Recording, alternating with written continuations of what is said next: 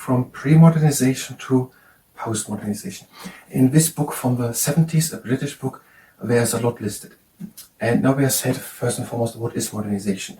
And that is the industrialization of a country, and that there is a proper administration, and also that there is training in technology. And intellectual abilities are there a lot, and also that there is a working system of medical and social welfare things.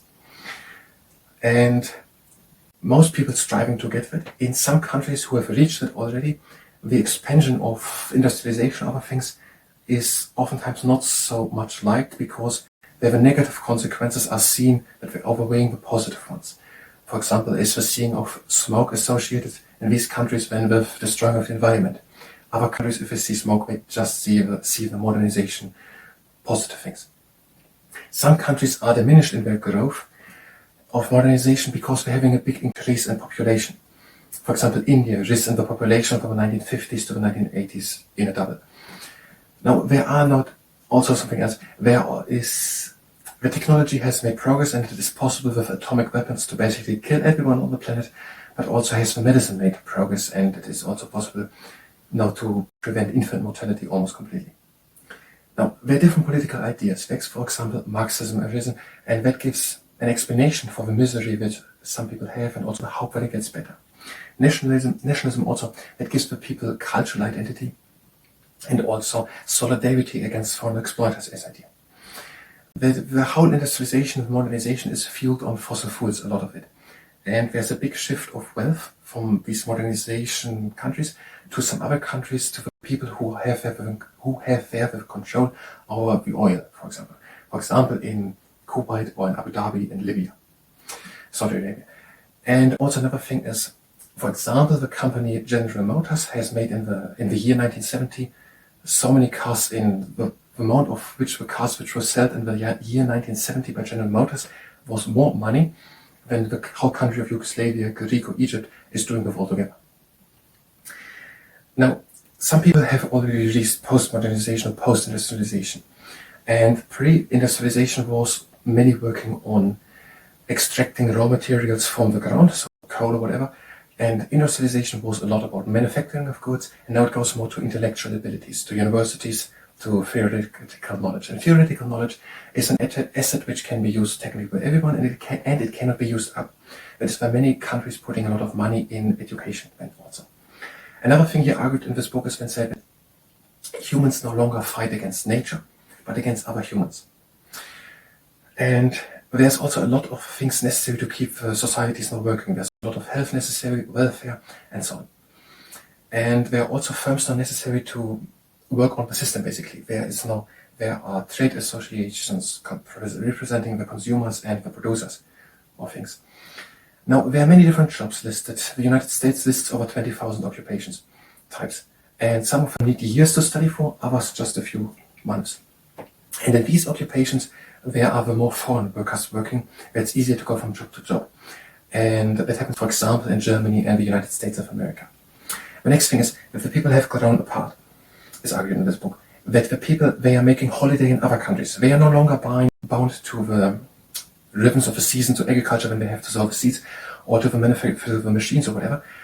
They are bound to other things. And they're making the holidays in other countries. And if they have in another town a better occupation which gives more money, they are changing the town. And if now a family moves from town to town, they are losing their contact to their relatives. And that way the distinctive flavor, dialect, attitudes and so on of the region gets lost.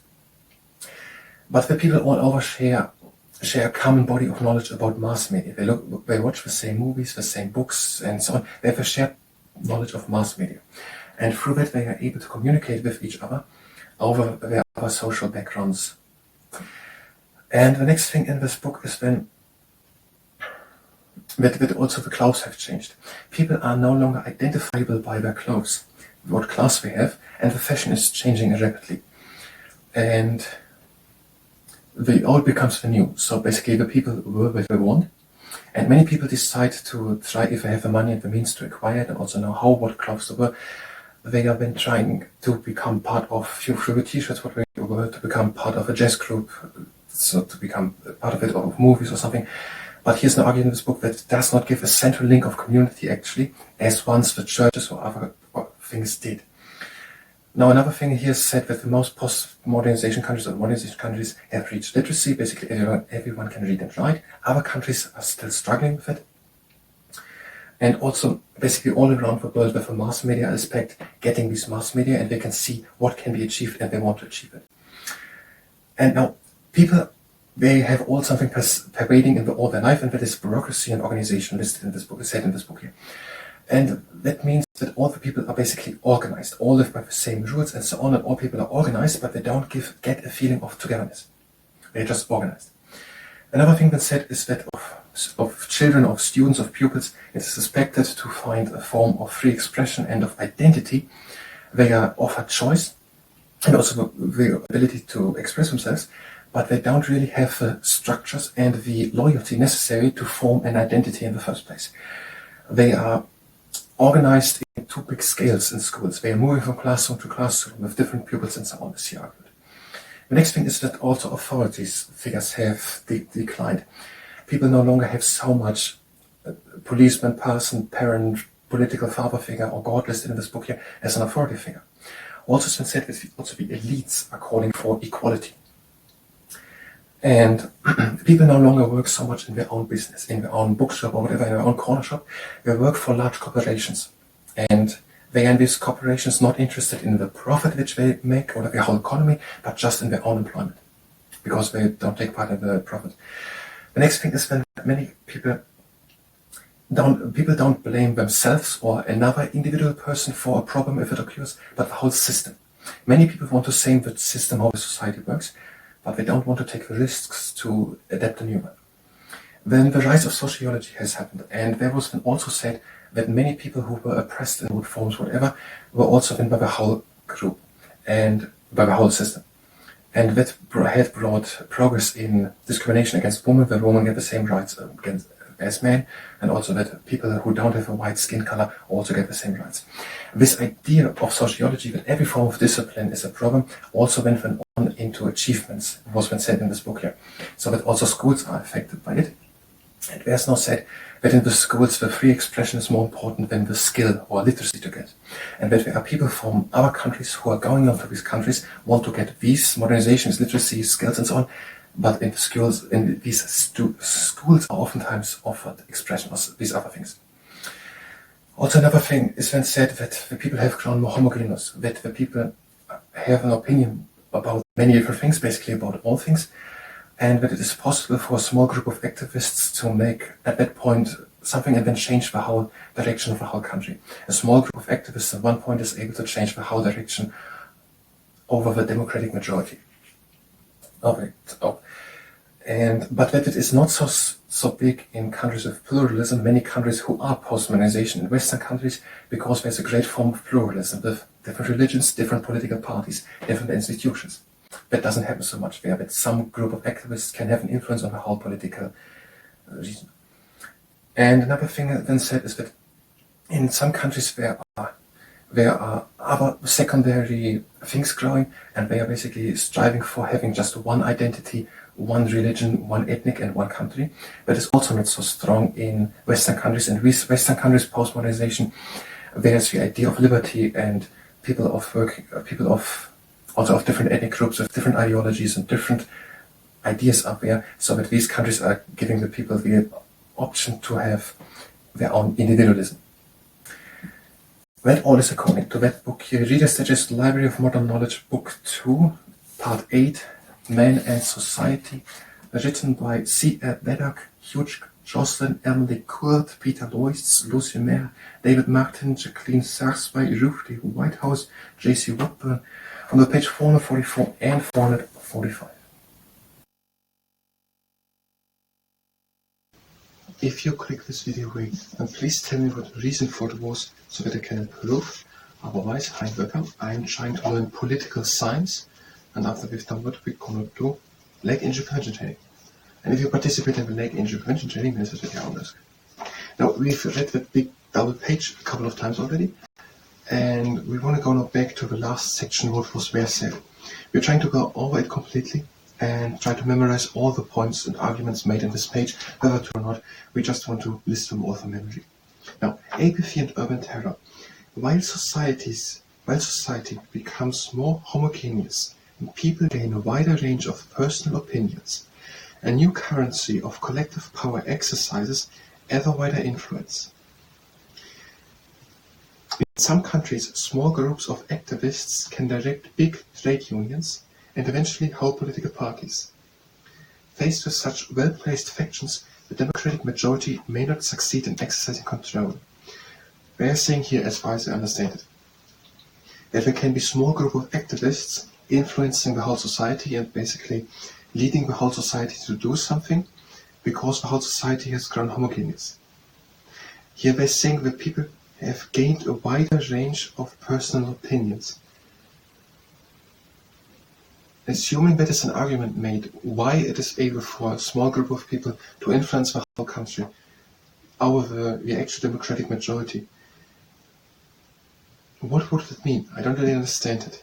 It could mean that basically the people have basically an opinion about most things or about many things.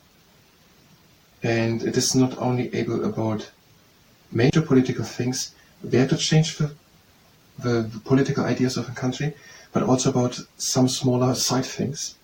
Has basically everyone an opinion about, and the small activist group can or make an influence there, and all people have an opinion on that subject, and they can be all changing their political opinion based on that little subject. Is that what we're telling here? I don't know. Pluralism.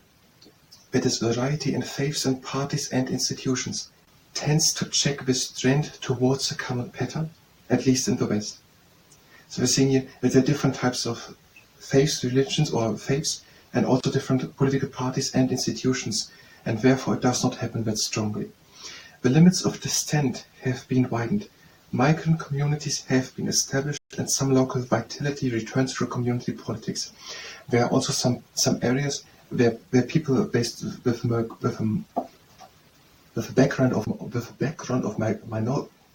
migratory, whatever, you know what I want to say. A lot of people who are migrants are also having a little individual community, and other areas also have brought back more community politics and more community ruling, and therefore they are not the whole country is influenced by the ideas of a small group. I don't know if it is what we're meaning. It's not so directly with the words as I try to explain them so that everyone understands them. Now, the book is from the 70s and it is a British book. But the majority at the center is often open to the charge of being passive and dangerously apathetic. The result is to leave room for every kind of extremism, from urban guerrillas and hijackers to intense political cells and devotees of anarchic experience among minorities in many fields.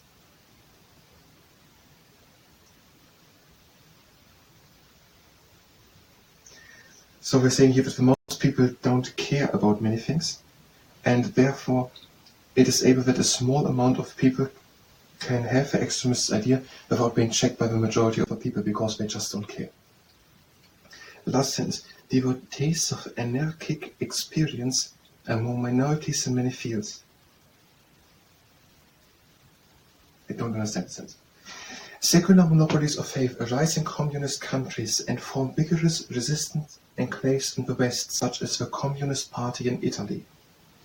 Nationalistic states are set up which gradually eliminate other racial groups, other cultures and other religions. So there, in some areas where there are arising political parties, for example, the Communist Party in Italy. And in some states, these countries then start to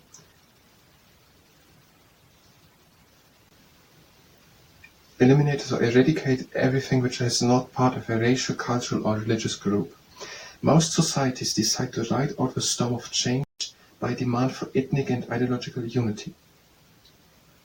Only the West partially and intermittently attempts the perilous and unique experiment with liberty and pluralism. So most countries in this world choose not to change if it means to no longer have an ethnic or ideological unity. Only some countries in the West have decided to have liberty and pluralism. Have liberty having the people allowing having different opinions and different ideologies, and pluralism having different religions, different backgrounds. Okay, that was the end of the double page. Now we're trying to memorize all what is said, whether it's true or not. We just want to try to go over it. So what was? Let's try to look what it was. If not, the first one is we want to make a presentation with the title from pre-modernization to post-modernization. Maybe that's a good one. And now, what is modernization? We're going to start with that. That is industrialization and also a proper administration and a full working medical and social services, full range of social and medical services. And also that there's a lot of training in science and technology. Training in science and technology. Then the next thing was that, I don't remember it, the fourth thing was when there are countries who don't have that step to modernization because they have such a large increase in the population. India, for example, from 1950 until 1980, doubled in population. Then it was that in some areas where people don't want to expand the industrialization and the furthermore going front, furthermore expansion of the modernization and industrialization, because many people in these countries believe that the negative consequences of increasing the industrialization are more negative than the positive one would be, with more economic or whatever, against the destroying of nature or the environment. This idea has not started to be in many other countries where the scene of smoke is not something seen as something bad, but is something positive, only positive. I'm just trying to say whatever is said. Members of the Western middle classes, for instance, are worrying about the balance of nature and pollution. People in the poorer countries, however, see the smoke and effluent of industry as signs of progress. The next thing is that the humanity was able to invent with the atomic weapons things to destroy the whole planet and all living beings on it, or at least the humans. But also the science has made progress with medicine, that infant mortality is basically at zero. The next thing then said that there are political ideas. For example, Marxism, which tries to explain the misery which some people have, and gives the hope it could get on how it could get better. Nationalism gives the people a form of solidarity and also a solidarity against foreign exploiters. And the other thing was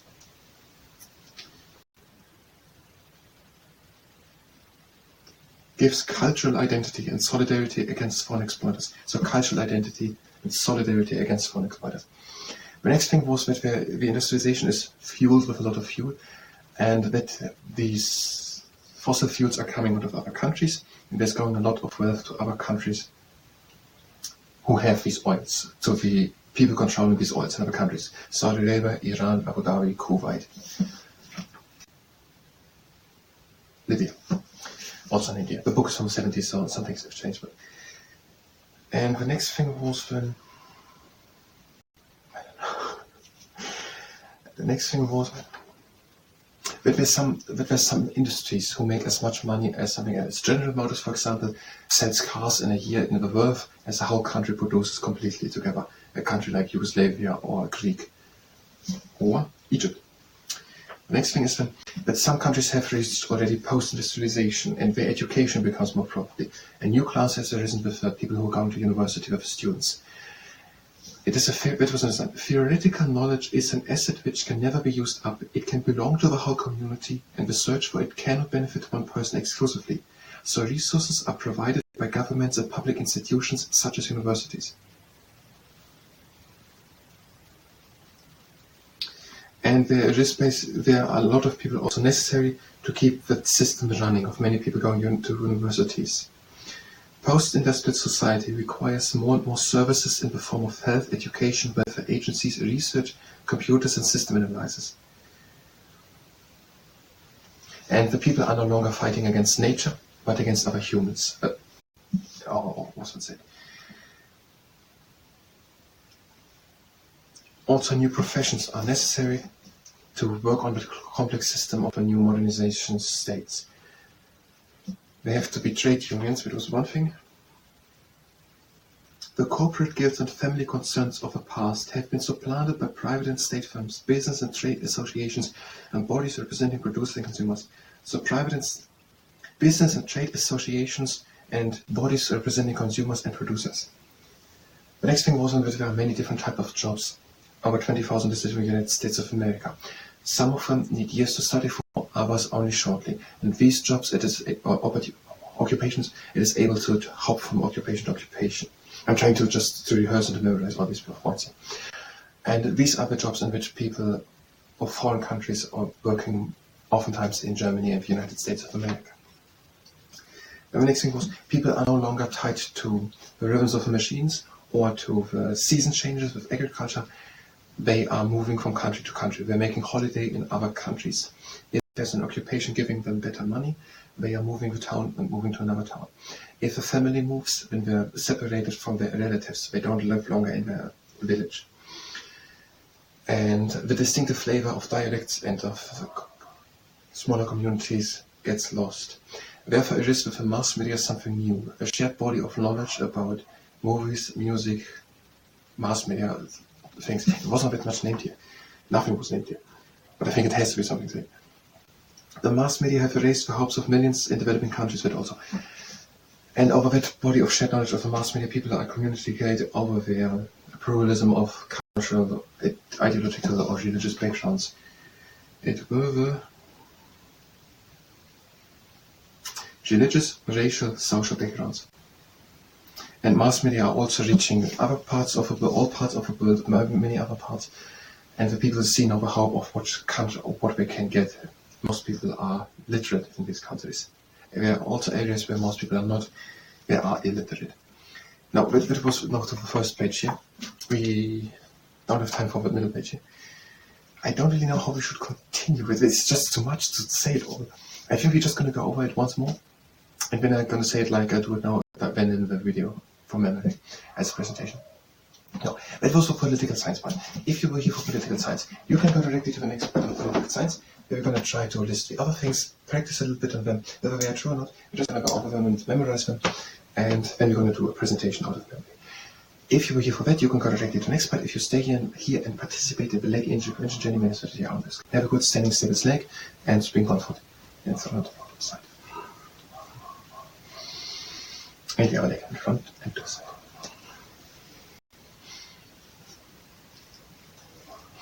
And one foot in front and back. And the other one in front.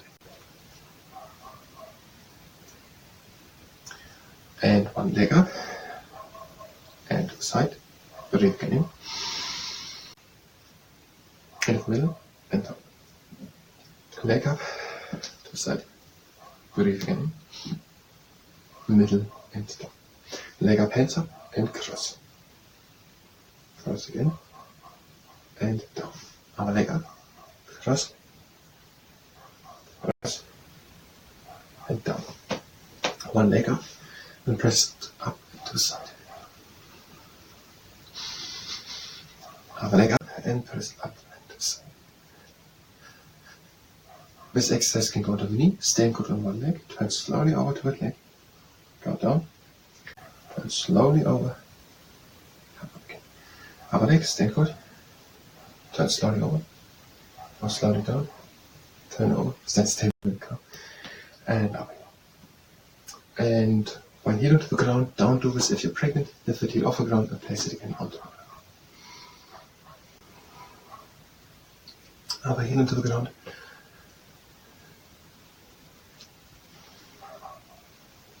And we don't have proper time lift. The toes are pointed to the outside, leaving an underlength space between the heels. Breathe in and lift the arms up. Breathe out and sink down. Hands on the ground, back up, and slowly along, back up, back at the top of the backwards. Legs on the butt, breathe in and down. And breathe out. Back in. Out. In and cross the legs. And breathe again out. That was the leg injury prevention training, a short one. I thank you very much and the next time.